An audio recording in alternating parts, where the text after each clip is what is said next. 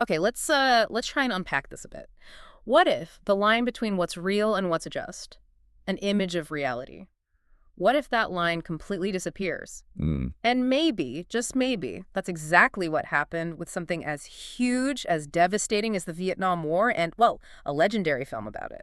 Yeah, and what's really fascinating here is the thinking of Jean Baudrillard. Mm-hmm. I mean, his idea was pretty radical, right? That the Yeah. very act of seeing images, consuming them, Yeah. could actually replace the real experience altogether. Right. So today we're going to do a deep dive into that concept, what he called hyperreality, and see how it applies to how we understand, or maybe misunderstand, Vietnam through Apocalypse Now. Okay, so our mission today is to kind of walk through Baudrillard's arguments. We'll use Apocalypse Now, other war images too, as our guide. Mm. We want to explore how this representation thing can get so powerful it just swallows the reality behind it, and how a film, even a masterpiece like this one, might end up making a myth stronger, not exposing it. It's counterintuitive, in a way. Definitely. This should uncover some surprising things about how media really shapes our perception.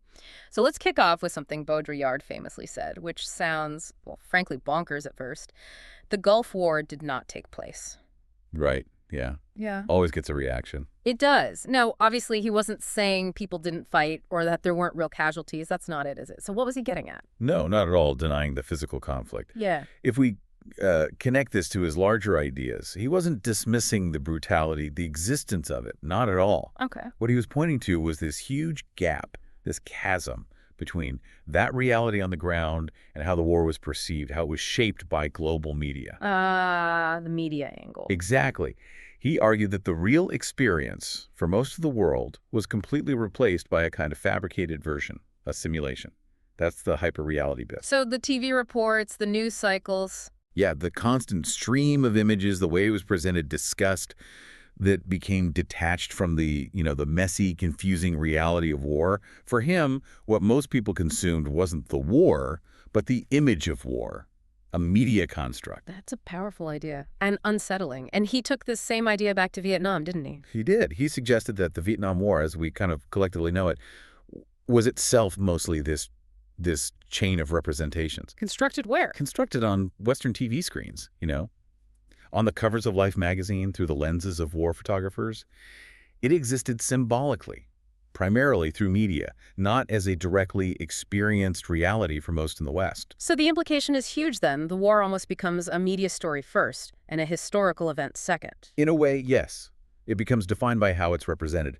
And building right on that, Baudrillard looked at Apocalypse Now. He didn't see it as like a realistic movie about the war. Not a documentary, clearly. Not even just a fictional retelling. He saw it as a recirculation of a war image that already existed as fiction. It was already in that realm of hyperreality from the start. Okay, wait, so the film isn't showing us Vietnam. Not the real Vietnam, no. It's showing us the myth of Vietnam, the one already built up by other movies, by news, by everything. Precisely. That's where it gets really interesting, like you said. Whatever reality the war might have had, Baudrillard suggests it's already buried under all these layers of images. So the film just adds another layer. Yes, it adds its own very powerful cinematic layer to a universe where Vietnam was already mostly an image. It actually intensifies the war's hyperreal, media-saturated form. So you're left with what? Just a war about how war looks on screen. Kind of. A war about what war looks like. That's a good way to put it. It creates this closed loop. Representations just keep generating more representations. And the line between reality and the image just dissolves. Completely dissolves. Yeah. The film becomes less about war itself, the causes, the effects, and much more about, well, how war looks, how it's remembered, and crucially, how it's consumed by us, the audience. Okay, let's talk specifics from the film, because it is incredibly cinematic. Think about Martin Sheen's journey up the river. It feels almost like a dream or a nightmare. Surreal. Or that iconic helicopter attack set to Wagner's Ride the Valkyries. Chilling, but also staged. Just this size, yeah. And Kurtz, his speeches in the shadows. Kilgore's line, "I love the smell of napalm in the morning." It's unforgettable, but...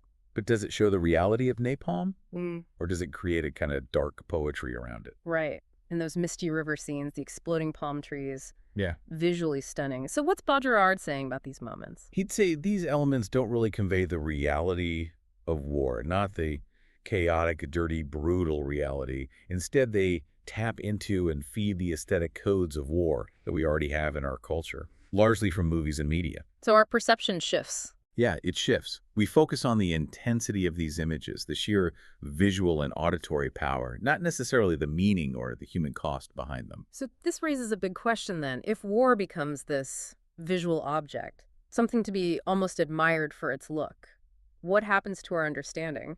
Well, Baudrillard suggests it becomes an almost pictorial pleasure, Hmm. like looking at art, or, yeah, a fashion magazine or a slick commercial. The event itself gets lost. And the consequence of that is pretty serious, isn't it? Does it make it impossible to really connect with the actual reality? He'd argue yes. It makes it incredibly difficult, maybe impossible, to reconstruct the reality.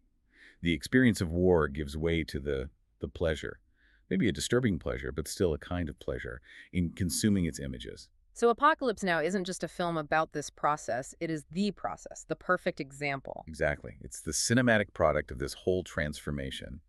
Some critics even use terms like war pornography, where violence becomes a source of aesthetic fascination, not ethical thought. Less about understanding, more about just watching the spectacle. Precisely. Okay, let's shift focus slightly to Colonel Kurtz's compound. That whole sequence at the end, it feels so primal, so other, like we're seeing something raw and untamed. Right. It's often read that way. The descent into the heart of darkness, the savage other. But how does that fit into this hyperreality idea? Is it really showing us some kind of authentic otherness? Or is something else going on? Well, from Baudrillard's perspective, it's not really an authentic representation of the other at all. It's more like a hyperreal simulation of that exoticism itself. A simulation of exoticism, what does that mean? It means it's not based on any real anthropological understanding of local cultures. It's built from cinematic cliches about the exotic. It's an intensified movie version of what the West imagines the deep, dark jungle other to be like. Yeah. A copy of existing fantasies, not reality. Right. And he points to specific things, doesn't he? The giant totems, the torches, the skulls, the ritualistic stuff. Yeah, all those elements. He calls them cinematic codes. They aren't drawn from actual Southeast Asian cultures, he argues. They're pulled straight out of the West's own mythological library. Stuff we've seen in adventure stories or other films. Exactly. It creates an aesthetic of otherness that the Western imagination has projected onto these places for ages. It's not ethnography. It's like a theater of exoticism that the West plays with itself. So when we watch it, thinking we're seeing the other, We're actually watching a story the West tells itself about the other. It's a mashup of Western fantasies, a kind of fake Orientalism. The real other, if it was ever accessible, has vanished. It's replaced by this powerful, false image. an image that pretends to be real. Yes, it masks the absence of reality by presenting itself as if it were genuinely there. So Kurtz's camp is like a mini version of the film's whole depiction of Vietnam then. It's less a place, more a projection of Western ideas and images. That's a great way to see it. More than a geography, it is a projection of images and codes from the West's own cultural archives. It's not just simulating the exotic other. It's simulating the whole process of making something seem exotic. Wow. Okay. So what does this mean for us, the viewers? Does the film bring us closer to understanding the war? Baudrillard would say absolutely not. Mhm. It does the opposite. It deliberately distances you from reality. It turns you into a pure consumer of a cinematic spectacle. You're not a witness trying to understand. No, you're shifted into the role of a spectator consuming a hyperreal spectacle. Or stops being this messy, lived historical thing and becomes a mythology you can watch over and over. Even though the film shows madness, absurdity, horror, it's all stylized. Highly stylized and aestheticized, yes. The chaos you see isn't the chaos of, say, a documentary. It's a chaos carefully constructed by cinema. So paradoxically, the film doesn't actually break down the myths about the Vietnam War. It actually reproduces them. It intensifies them. It adds its own layer of cinematic language, boosting the aesthetic value, the mythological power of the image. So it's not showing us the reality of Vietnam. It's showing us the chain of images that has long since replaced that reality. You're there for the sensory hit. It's the emotional intensity of the representation, not to understand the war itself. Okay, so boiling it down from Baudrillard's view, the real gets completely swallowed by the representation, and all that's left is the kind of pleasure of the image. Pretty much. The real is swallowed by representation, leaving only the pleasure of representation behind. It's a stark view. It really is. And it definitely pushes us to ask, where else is this happening? Where else in our world, flooded with media, might we be consuming a hyper-real spectacle without even noticing the real thing has just vanished. Hmm? What other experiences are we just consuming like aesthetic objects like movies instead of grappling with them as complex, maybe difficult realities? That's definitely something to think about. Beyond just war in this film, how does it apply to, well, everything else we consume through screens? It invites you, the listener, to keep digging into that line, that blurry, maybe vanishing line between reality and representation.